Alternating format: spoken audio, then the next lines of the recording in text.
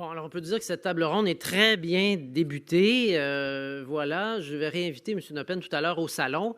Je vais maintenant donner la parole à M. Serge Filion, qui va nous partager une expérience fort intéressante sur les bords du fleuve. Et voilà. Alors, je vais vous réinviter tout à l'heure, tous les trois, bien sûr, au salon. Mais pour tout de suite, on poursuit avec Serge Filion. Voici votre ami, la flèche à droite. Vraiment un plaisir d'être avec vous. Là, j'ai mal fait de prendre la place de Luc, parler en deuxième, parce qu'après lui, il aurait tissé tellement large et c'est tellement intéressant ce qu'il a dit. Il y a tellement de possibilités d'application dans nos propres dossiers. Alors, on a une machine intérieure qui nous permet de renverser un scénario de film avant de commencer le tournage. Alors, ce que je vais vous présenter aujourd'hui, c'est un peu la démarche inverse. Évidemment, on est ce qu'on a fait. Et moi, ayant été 50 ans praticien en urbanisme, en aménagement, on a des préceptes qu'on a développés avec le temps qui sont d'une extrême simplicité parce que les conseils municipaux changeant, les fonctionnaires changeant, il faut avoir une ligne éditoriale qui résiste 30 à 40 ans, donc il faut qu'elle soit solide. Et quand je suis arrivé à la Commission de la Capitale avec mon ami Pierre Boucher, M. Parizeau avait créé la Commission de la Capitale, nous avait donné un immense budget de 2 millions pour faire de Québec une capitale nationale exemplaire. Bien, il a fallu commencer à réfléchir. Alors, on s'était donné un petit slogan qui nous faisait rire et nous encourageait.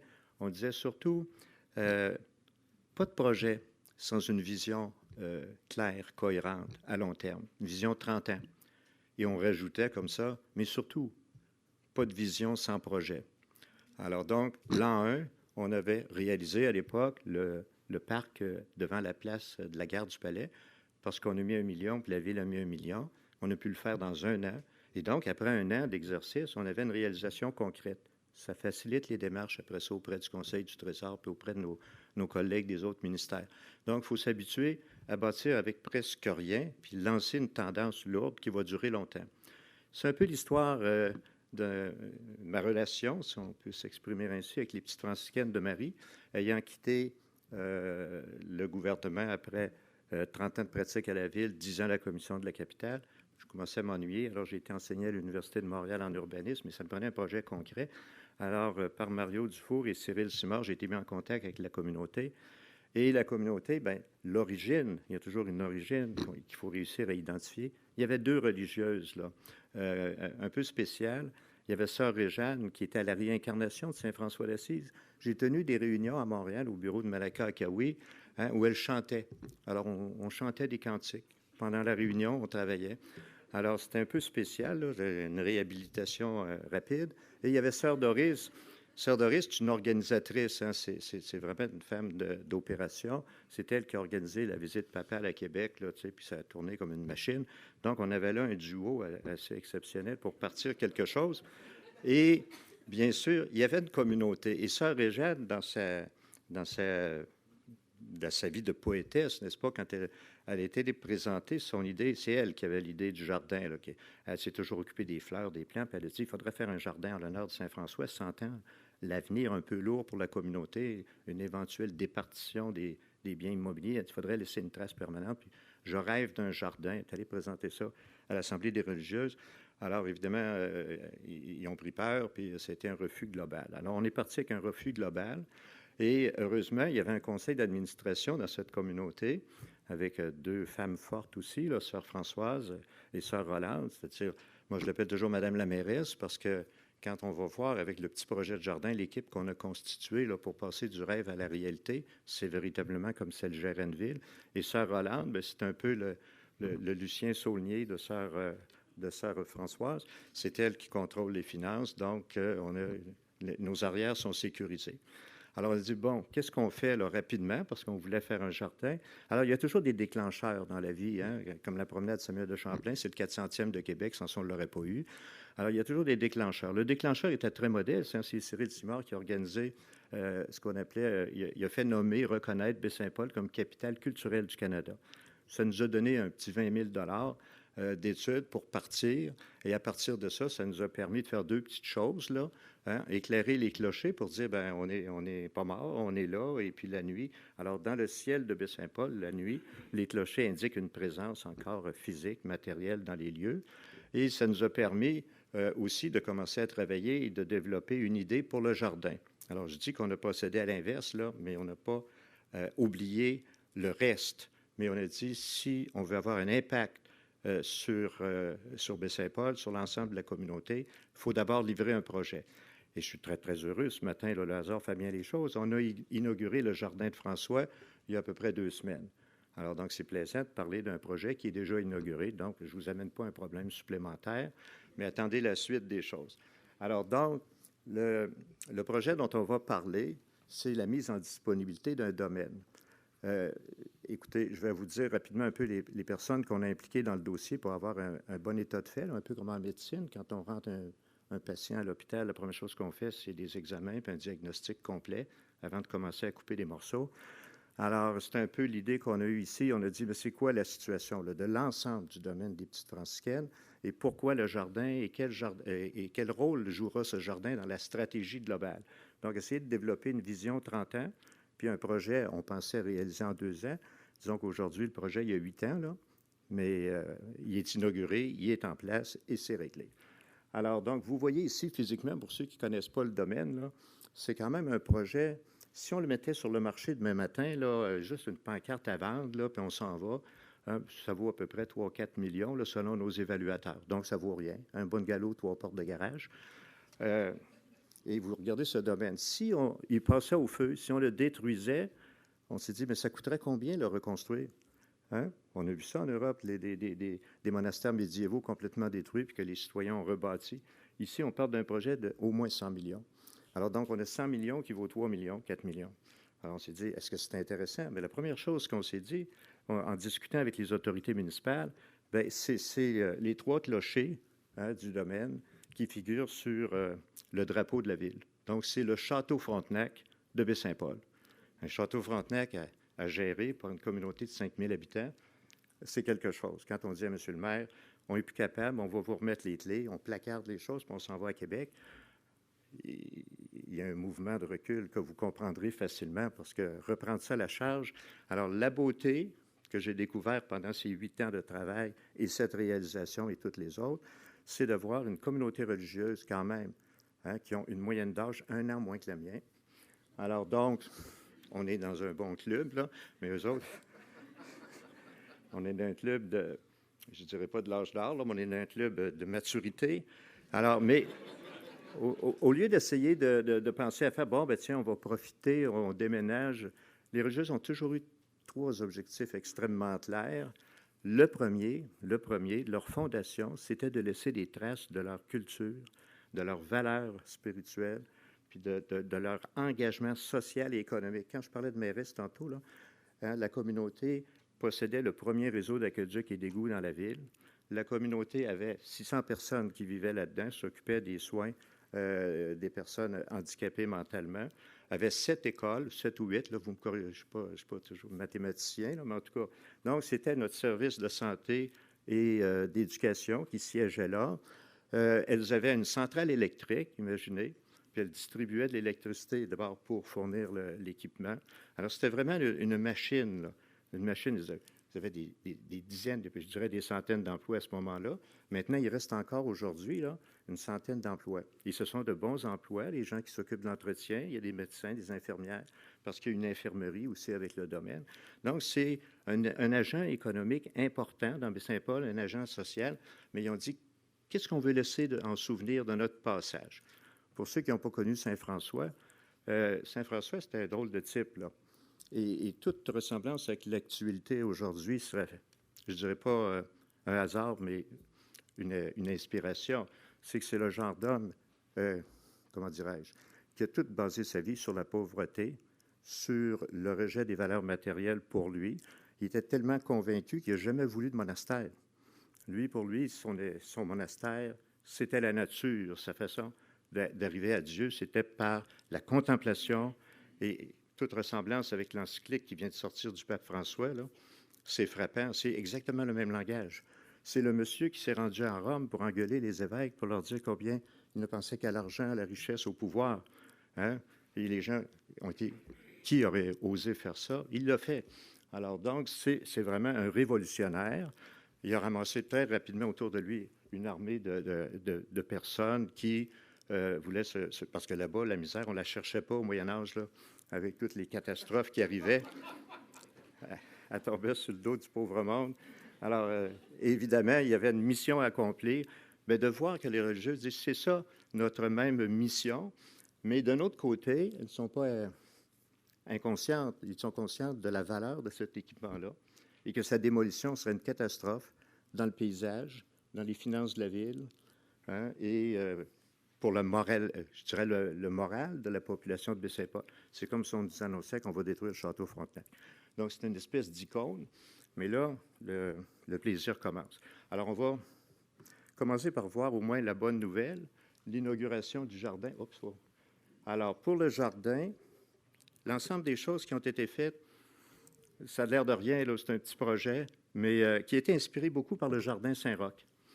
Quand on a fait le Jardin Saint-Roch à la Ville de Québec, après avoir essayé pendant 40 ans toutes sortes d'autres méthodes, on s'est aperçu que c'était comme en médecine. Une greffe de moelle osseuse dans un quartier misérable a amené toute la reconstruction du tissu urbain autour, et on peut le voir, on peut le mesurer, on peut le marcher. C'est un exemple assez international, même de qualité de revitalisation, à partir d'un jardin. Et quand on avait fait le jardin, bien sûr, on était la risée générale. Alors, donc, là, avec le petit 20 000 qu'on avait eu, on a engagé des professionnels, on a fait développer un concept. D'abord, les urbanistes ont dû nous dire où on fait le jardin. Première chose, localisation. Donc, si vous voyez, est-ce qu'il y a une flèche après ça, monsieur? Oui. Alors, le jardin est localisé ici. Pour ceux qui connaissent le complexe immobilier, la ferme est ici, là, le massif. Le couvent et les institutions, voyons, sont ici, en tout cas, dans le coin gauche en bas. Et on est vraiment là au cœur de l'activité urbaine. Et l'autre projet que je vais vous montrer est à gauche. Donc, le concept, c'est extrêmement simple pour faciliter justement la paix, la méditation, la beauté de la nature. Ça devient comme un jardin botanique. Et vous avez le concept, simplement, il a fallu faire le concept assez vite parce que le chantier de l'hôtel du Massif est en cours. Alors, on s'est dit, on va profiter du chantier pour récupérer la terre. Et donc, on a fait venir tous les voyages de terre qui auraient dû être expédiés en dehors de la ville. Et on a fait, comme je vous dirais, une image simple, un beigne, et avec au centre un plan d'eau. Alors, c'est la topographie. Ça rappelle un peu la topographie de Charlevoix, les montagnes et la vallée. Et de sorte que quand les gens sont dans le jardin, et vous l'expérimenterez, on est à l'abri du bruit, on n'est pas dérangé par la paroi urbaine. On va avoir quelques photos qui vont l'illustrer. Et donc, avec différentes composantes. L'entrée, ici, il y a le parvis d'entrée, qui est absolument magnifique, qui donne sur la rue de la Ferme, qui conduit à l'hôtel. Donc, c'est un lieu très passant. Et on monte ici. Ici, c'est l'usine de l'eau potable de la ville. Une autre histoire à raconter. Ici, c'est une forêt climatique régionale. Ici, c'est la fameuse Pinède. Il y a un plan d'eau qui circule, qui est alimenté par la source d'eau et qui est recyclé au fur et à mesure. Donc, on est là, ici, c'est une baie Tullet. Alors, les gens peuvent circuler là-dedans et il y a un parcours d'interprétation pour expliquer un peu le cheminement franciscain à travers les siècles. Alors, donc, c'est un musée, c'est un jardin botanique et c'est un lieu de paix, de repos. Alors, voilà pour le jardin. Alors, l'inauguration, ça, c'est plaisant d'annoncer un projet puis de montrer l'inauguration. Alors, mais vous voyez quand même que c'était il y a 15 jours, donc en octobre, c'est assez difficile. La végétation n'est pas à son meilleur. Les plantes de sous-bois, les couvre-sols, rien n'a été installé. Ça va être fait au printemps. Mais vous voyez quand même par le paysage, grâce à l'opportunisme de notre équipe, bien sûr, on s'est localisé dans un endroit où il y a déjà une paroi urbaine construite, où il y a déjà des végétaux d'une centaine d'années. C'est l'allée d'arbres ici qui conduit du centre-ville de Baie-Saint-Paul au cimetière des Religieuses et au fleuve Saint-Laurent. Alors, on voit donc, c'est comme un coup de baguette magique. Ça a été réalisé, là, les travaux ont duré à peu près 6 mois. on prend toujours beaucoup de temps à planifier, puis ça presse pour l'ouverture. Je remercie Sœur Françoise d'avoir accepté et insisté pour qu'on fasse l'inauguration à l'automne. Et donc, au printemps, on va pouvoir compléter les aménagements. Et dites-vous que ce jardin est le plus laid qu'il puisse être. Parce qu'un jardin, c'est comme un bébé naissant, là. Il va faire que s'améliorer. Il n'est pas nettoyé, rien. Alors, il est quand même très intéressant. Mais si vous le voyez, soyez indulgents, là, vous allez voir qu'il y a beaucoup de couvre-sol, il y a beaucoup de paillis, c'est parce que ce n'est pas fini. Mais il y a une végétation, il y a une mise en scène qui est facile à comprendre. Alors, j'ai parlé de l'eau tantôt, ça a été une saga en soi, puis c'est juste pour nous encourager dans d'autres projets. Il n'y a rien de simple dans un projet comme ça. Quand on a présenté ça au conseil de ville, qu'on voulait faire un parc à cet endroit-là, bien, la ville était déçue parce que dans ses visions à elle, c'était un endroit où il aurait pu mettre quelques logements sociaux, mais surtout mettre un pavillon pour puiser de l'eau potable pour alimenter la ville qui est en déficit. Alors, rapidement, on nous a dit au conseil, bien, on va amputer le tiers du jardin, puis nous, on va mettre une clôture frost puis un bâtiment industriel, parce que c'est vraiment notre usine, il faut protéger la ressource. Alors, on a dit, ben non, ça n'a pas de bon sens. Alors, ce ne sera pas une usine, ça va être un pavillon jardin. Alors, ce qui a donné cette architecture, je vais très rapidement, on a pris les mêmes architectes que ceux du Massif et on a essayé de trouver de façon contemporaine une réinterprétation des matériaux qu'on trouve dans le bâtiment des Petites Franciscaines. Alors, donc, ça a donné ce pavillon, ça a quand même permis une contribution, là, des surcoûts pour la ville de, moi, je vous dirais 250 $, que ça a coûté de plus que de faire un bâtiment industriel. On a fait une clôture ornementale au lieu d'une clôture frost et le pavillon de l'eau est dans le jardin, donc avec la spiritualité de François qui parle toujours de sa sœur eau. Bien là, la sœur est en plein cœur du jardin. Alors, c'est quand même intéressant et avec le Massif, on a éventuellement sur un pavillon d'interprétation de la ressource eau qui va être extrêmement intéressant. Alors, et vous voyez, ils ont même aussi, la ville, payé une partie des aménagements paysagers, c'est-à-dire tout le lot 1 qui est inclus dans le jardin a été payé par la ville. Alors déjà, une première étape, là, et parce qu'on avait un plan et parce qu'il a fallu aller au ministère de l'Environnement pour faire abolir la clause qui disait que ça devait être ceinturé par une clôture sécuritaire. Et je pense que le sous-ministre de l'Environnement a vite compris qu'un jardin était la meilleure protection pérenne pour une source d'eau intarissable. Et ça a permis d'économiser à la ville environ, on évalue à 8 millions, le coût qu'aurait coûté une conduite de 5 km pour aller chercher l'eau dans les montagnes. Alors, vous voyez, les bonnes affaires, finalement, finissent par se rencontrer. Ce qui est intéressant aussi comme urbaniste, c'est que, contrairement à Saint-Roch, la paroi urbaine était déjà aux trois quarts réglée. Alors, vous avez ici la construction de l'hôtel Germain, l'hôtel Le Massif, qui est l'hôtel Germain, qui fait une paroi urbaine du côté sud. Et du côté est, la forêt existante et les clochetons, donc la partie du monastère. Et ici, les ambiances, je vais parler de bébés, de nouveau-nés tantôt. Alors, évidemment, comme tous les professionnels, ils nous ont fait des visions d'avenir.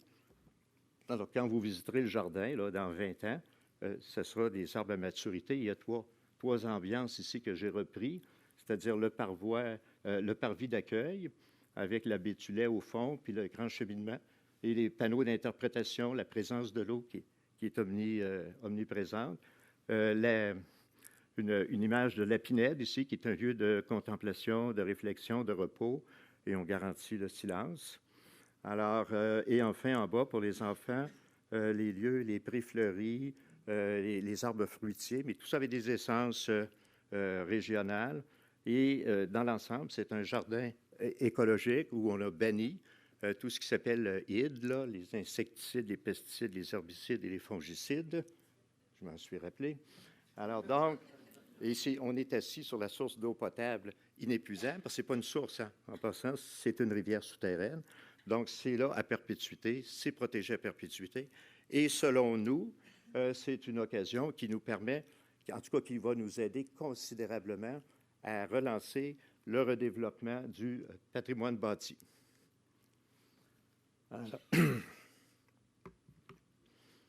Alors, du côté du patrimoine bâti, je vais prendre la flèche. Là. Alors, le jardin, je ne sais pas si vous voyez mon petit bouton rouge très discret.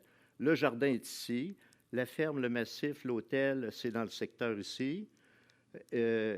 Ici, c'est la zone agricole permanente. Ici, c'est l'infirmerie des religieuses et la clinique dentaire qui est ici. L'hôpital, dans le fond, est juste ici, dans le coin. Hein, un projet de 350 millions, quand même extrêmement important. Ici, c'est la rue Fafard. Et vous retrouvez là le musée des Beaux-Arts et... Oups, le musée des Beaux-Arts, l'école... mon Dieu, Néré-Tremblay, je crois. Oui. Et donc, ici, la route qui conduit à la ferme, qui conduit à la plage et au quai. Alors, donc, ça, c'est le patrimoine immobilier existant. Alors, vous allez voir qu'on a une démarche en 3 temps. Là, ça, c'est le patrimoine immobilier existant. 2 objectifs. Restauration des parties patrimoniales à notre goût et recyclage des parties moins intéressantes qui ont été construites dans les années 50-60, mais qui ne représentent pas des avantages particuliers. Mais vous voyez, dans l'ensemble, c'est plus qu'un jardin. Là. Le jardin est là. C'est un peu ce qui fédère toute la revitalisation et la reconstruction de ce quartier-là. Et ici, ben, on tombe pile dans les objectifs du Sommet de Paris. Hein. On va essayer de faire ça avec nos amis de Vivre en Ville et un certain groupe d'experts pour y loger entre 100 et 200 logements neufs. Donc, c'est un petit éco-village ou éco-quartier. Et pour faciliter la réalisation de tout cet ensemble-là, il y a bien sûr 2 choses qu'il ne faut jamais oublier. Il y a eu d'abord des présentations publiques. À Baie-Saint-Paul, là, des assemblées publiques, parler de zonage avec 200 personnes dans la salle, c'est quand même assez exceptionnel. C'est parce qu'on avait des orateurs comme Sœur Françoise qui ont la confiance de la communauté, puis les gens étaient à la fois très intéressés, très curieux et très inquiets. Alors, Sœur Françoise a décidé la transparence, la franchise, puis de dire si on ne fait rien, on met les panneaux dans les fenêtres, puis on s'en va, parce qu'on ne peut pas continuer. Là. La mairesse, à un moment donné, elle va prendre sa retraite. Là. Et puis gérer ça, là, c'est du plein temps. Alors, ce n'est pas dans leur vocation de faire de la comptabilité, de suivre des entrepreneurs, faire des monts. Alors, ils ont dit non, nous autres, là, à telle date, on a quitté. Alors, dans 2 ans, les religieuses vont avoir quitté. Tout le monde le sait. La population, bon, au lieu de leur dire on s'en va, puis on vous remet les clés, puis arrangez-vous avec le problème, on a réfléchi pendant 5-6 ans sur l'avenir de ce domaine-là. Alors, juste pour vous donner une idée, parce qu'il ne faut pas être exhaustif, là, mais sur le domaine ici, au moment où on a annoncé sa restauration et ce recyclage, les grands experts du ministère de la Santé ont annoncé la démolition de l'hôpital à cause des tremblements de terre, du problème sismique. Alors, on dit, oups, c'est un petit problème. Parmi d'autres, alors, on a consulté la Commission géologique du Canada, l'Université de Sherbrooke. Les experts sont venus. On a envoyé des ingénieurs en structure marcher à 4 pattes dans le sous-sol pour voir un peu l'état des pieux. Hein. C'est sur des pieux qui ont 100 ans. Alors, puis on s'est fait donner un avis technique, comme de quoi cette structure-là, et au point de vue géologique et au point de vue structure, pouvait résister aussi bien qu'un autre bâtiment aux variations sismiques. Et parce que ça se comprend, contrairement à l'hôpital qui est en béton, vous avez vu ce qui est arrivé en Haïti, du béton pas trop bien armé, c'est dangereux, mais ici, c'est une structure de bois avec des chevilles et tout ça, donc ça se tient, il y a une première qualité. Et deuxièmement, au point de vue géologique, mais il faut savoir ça, hein, au point de vue géologique, le fait qu'on soit dans la soupe, hein, c'est de l'eau, de l'argile, du sable, c'est très liquéfié, mais ça fait l'effet contraire, c'est que s'il y a un tremblement de terre, ça agit comme un tampon. Alors, on a appris toutes ces choses-là en même temps. Ils ont dit donc, effet moins brutal que si vous étiez sur le roc, et en même temps, structure qui peut résister. Alors, on a même commencé à regarder les techniques pour consolider les fondations là, par des jets de béton et tout cela. Alors, il y a un diagnostic puis un plan de traitement. Alors, donc, restauration, recyclage, et on va continuer parce que... Oui, c'est intéressant. Donc...